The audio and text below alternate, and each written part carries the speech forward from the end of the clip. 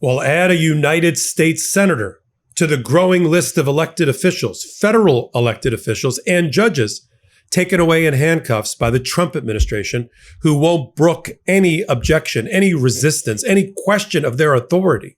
Senator Alex Padilla, who is a senator, a federal senator, a U.S. senator from California, one of two, who went to a press conference in a federal building in Los Angeles to hear a briefing by Kristie Nome, the Homeland Security Secretary. And because she didn't like the question, he was taken to the ground and handcuffed, a United States senator, joining the list of Hannah Dugan, a judge in Milwaukee, an elected official representative from New Jersey, all in handcuffs and or indicted and or in jail, because this is where democracy dies and fascism lives. Kristie Nome wasn't even fazed by the takedown of a U.S. senator. She should be ashamed. She should be impeached. She should be removed from office. If anybody should be in handcuffs and should be locked up, lock her up. I'm Michael Popok, fired up here on Legal AF. Let's get down to it. Senator Padilla was just interviewed by my podcast partner, Ben Meiselas, a couple of days ago. We put up the interview here on Legal AF, talking about the new lawsuit and how California is responding, from governor to federal senators, how they're responding to the attempted takeover of California. All they're trying to do with the Trump administration is goad and bait California in order to suppress and repress and crack down with brutal force as a show of force. You think Saturday's Army Day parade, birthday party parade with Donald Trump with all the shiny toys, it costing an American taxpayer $50 million. You think that's a totalitarian trick? It is. But so is arresting members of Congress and senators. We've crossed the line. I'd say it's unacceptable, but the fact that I'm even talking about it on Legal AF shows that we've accepted it to a certain measure. Let me show you the clip of the takedown of Senator Padilla by other federal officers, other federal agents working for Kristie Nome, the Homeland Security. This should be Exhibit A in her impeachment. Roll the clip. Guys, ready? And bell. Sir, hands up. I'm Senator Alex Padilla. I have questions for the secretary, because the fact of the matter is a half a dozen violent criminals that you're rotating on your hands off. Many of our ICE agents have been docked. On the ground. Hands behind your back. Hands behind your back. If you let my hands go, I turn behind my back. All right. Cool. One hand. Lay flat. Lay flat. Other hand, sir. Other hand.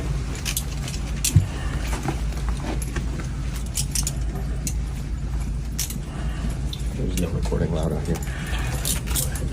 Now, all Senator Padilla was there to do was ask questions. And when she started to overstate the carnage, the disturbances, the protests, sure, it's led to 600 or 700 people being arrested by law enforcement. That's appropriate, but it's not tipped over. It's not turned over. It's not out of control. The 1992 riots in LA, if you use them as the measure, as the background, they were much worse. And so when she started to talk about things to show that they were exaggerating the level of violence, she didn't like that. Apparently, you're not allowed to ask a question of your non-elected officials, confirmed by the Senate and voted on by this very same Padilla. Instead, 3 men, 2 wearing bulletproof vests, directed Padilla to the ground, told him to put his hands behind his back, and then handcuffed him. And she didn't lift a finger to help him, because that's exactly what they wanted. They want the arrest of members of Congress, of senators, of judges. Who's next? And if they're willing to do it to them, think about what chance you and I have. That's exactly what I think that likely the next president of the United States, the governor of California, Gavin Newsom, that's what he was saying in his public address on the Midas Touch Network just the other day. We need to speak out against these things. We can't normalize it. I'm not here to normalize it like I'm on a mainstream media. Well, today, Bill, what's the weather like? Oh, it's 83 degrees and sunny in California. And also today, Senator Padilla was taken to the ground and handcuffed. And next in sports, yeah, I'm not doing that. And I don't think that's what you come here for. During the presentation, the Pravda, the propaganda being promoted by Kristie Nome, Padilla said aloud, "You insist on exaggerating." And that was enough. That's all he had to say. You insist on exaggerating. Is that enough? Him not only exercising his First Amendment rights, he's a effing U.S. senator. He has rights of oversight. This is his state. He's a federal officer. He, as they like to say, nobody elected Kristie Nome. Every time there's a lawsuit involving Donald Trump, they like to say, an unelected member of the judiciary who did not receive a mandate, blah, blah, blah. Yeah? Well, Senator Padilla was elected overwhelmingly to represent the people of the state of California in the United States Senate. Kristie Nome wasn't. What was she elected to? I mean, currently. She wasn't elected to Homeland Security. She was appointed and confirmed by the Senate, and she should be impeached and removed. Just as Marco Rubio should be impeached and removed for his work in the Secretary of State, going after our allies and our friends and undermining national security, and the rest. The reporting coming out of that room, besides the unfazed ICE Barbie, here's what Senator Padilla's office has said about what happened. Senator Padilla is currently in Los Angeles, exercising his duty to perform congressional oversight of the federal government's operations in Los Angeles and across California. He was in the federal building to receive a briefing with General Gillot and was listening to Secretary Nome's press conference. He tried to ask the secretary a question and was forcibly removed by federal agents, forced to the ground and handcuffed. He is not currently detained, and we are working to get additional information. So he was handcuffed, but apparently not arrested. But if we know the Trump administration, they're conjuring up an indictment. U.S. senators are apparently not allowed to ask questions, let alone normal everyday citizens like you and me. This is what Padilla had to say.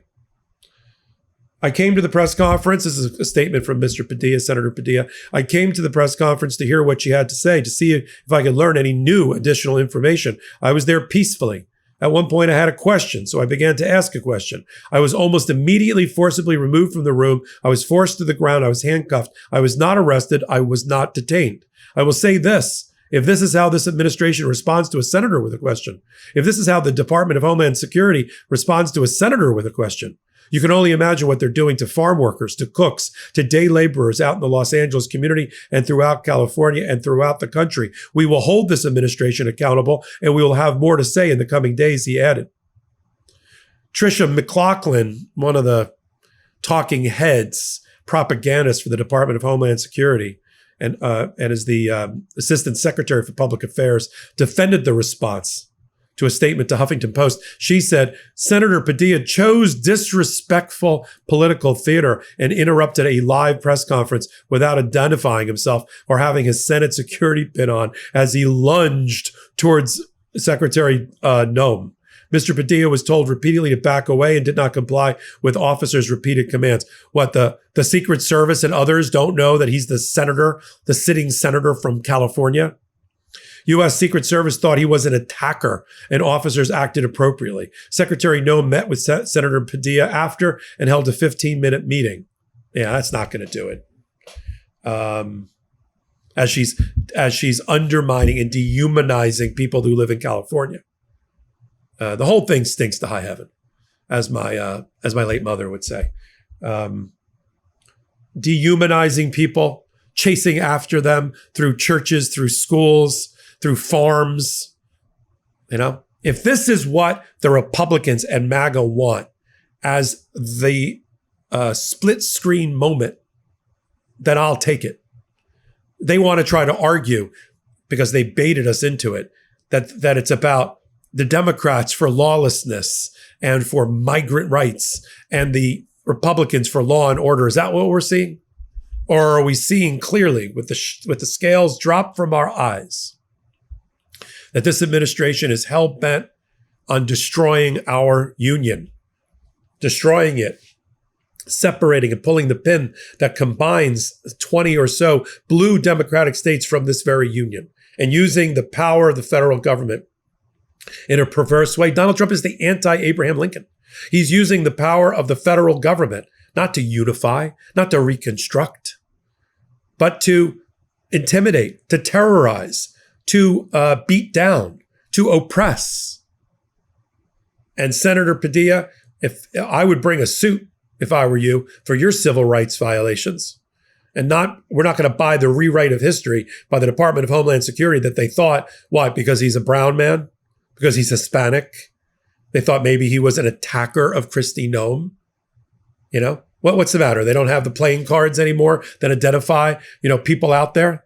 They don't have the playing cards for all 100 members of the United States Senate. Maybe the Secret Service needs it. There should be an investigation of what happened. There should be an Inspector General investigation of what happened. Kristie Nome should be impeached as a result of it, and others that were involved as well, to undermine the dignity of a co-equal branch of government that way. I'm going to continue to follow it. Next steps. You know where to come for your information, I hope, at the intersection of law and politics, right here on Legal AF and on the Midas Touch Network. Take a moment. We're building. We're going to get to 700,000 this month. We're adding 5,000 subscribers a day. Help us get to that goal. It's that important at this moment in time. I'm Michael Popok reporting. I'm Michael Popok, and I got some big news for our audience. Most of you know me as the co-founder of Midas Touch's Legal AF and the Legal AF YouTube channel, or as a 35-year national trial lawyer. Now, building on what we started together on Legal AF, I've launched a new law firm, the Popok Firm, dedicated to obtaining justice through compassionate and zealous legal representation.